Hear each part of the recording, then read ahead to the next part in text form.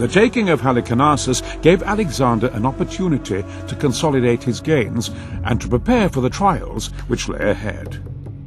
Parmenion was sent with a strong contingent of cavalry to patrol the coast and harry the Persian navy whenever they came ashore. Another officer, Ptolemy, was ordered to return home and gather reinforcements.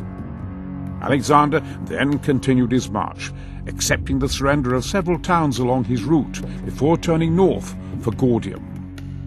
Here he was rejoined in the spring of 333 BC by Parmenion and Ptolemy with their reinforcements.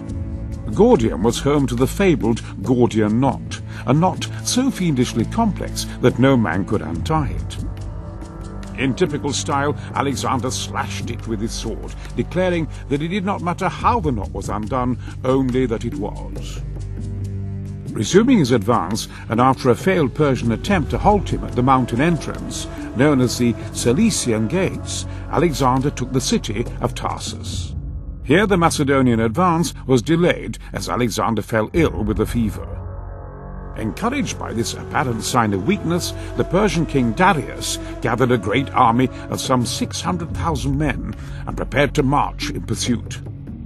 Alexander recovered and continued his march along the coast, whilst Darius travelled through the mountains to appear unexpectedly at the Macedonians' rear, cutting their lines. Far from being intimidated, as anticipated, Alexander turned and force-marched to face the Persians.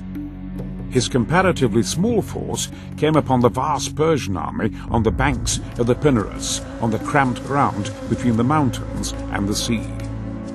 Darius's advantage of surprise had been lost, and the Macedonians' swift march had caught the Persians in a place where they would struggle to properly deploy their huge army.